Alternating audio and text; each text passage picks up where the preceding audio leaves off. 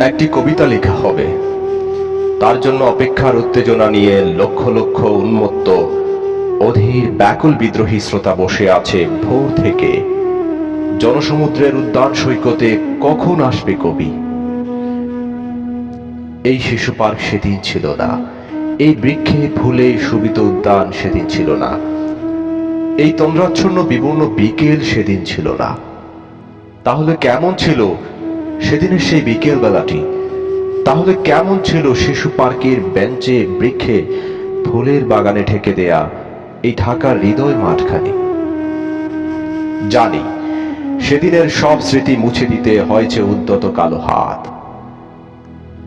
তাই তো দেখি কবিহীন এই বিমুখ প্রান্তরে আজ কবির বিরুদ্ধে কবি, মাঠের বিরুদ্ধে মাঠ, বিকেলের বিরুদ্ধে বিকেল, উদ্যানের বিরুদ্ধে উদ্যান, মার্চের বিরুদ্ধে মার্চ।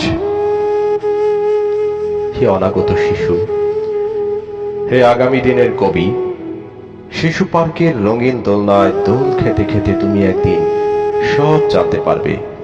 আমি তোমাদের কথা ভেবে লিখে রেখে যাচ্ছি সেই শ্রেষ্ঠ বিকেলের গল্প। সেদিন এই উদ্যানের রূপ ছিল ভিন্নতর, না পার্ক, না ফুলের বাগান, ওসবের কিছুই ছিল না। শুধু একখণ্ড অখণ্ড আকাশ যেরকম, সেরকম দিগন্ত প্লাবিত ধুধু মাঠ ছিল দুর্বাদলে ঢাকা, সবুজে সবুজময়। আমাদের স্বাধীনতা প্রিয় প্রাণের সবুজ এসে মিশেছিল সেই ধুধু মাঠের সবুজে।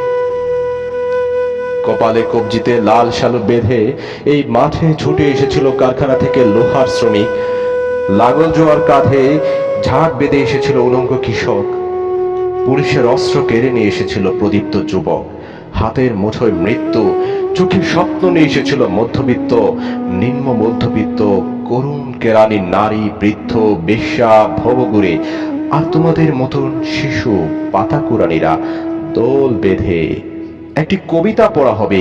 তার জন্য কি ব্যাকুল প্রতীক্ষা মানুষের! কখন আসবে কবি, কখন আসবে কবি? শত বছরের শত সংগ্রাম শেষে রবীন্দ্রনাথের মতো দৃপ্ত পায়ে হেঁটে অতঃপর কবি এসে জনতার মঞ্চে দাঁড়ালেন। তখন পলকে দারুণ ঝলকে তরিতে উঠিল জল, হৃদয়ে লাগিল দোলা, জনসমুদ্রে জাগিল জোয়ার, সকল দোয়ার খোলা। কে রোধে তাহার বজ্রকণ্ঠবাণী? গণসূর্যের মঞ্চ কাঁপিয়ে কবি শোনালেন তার অমর কবিতা খানি। এবারের সংগ্রাম আমাদের মুক্তির সংগ্রাম, এবারের সংগ্রাম স্বাধীনতার সংগ্রাম। সেই থেকে স্বাধীনতা শব্দটি আমাদের।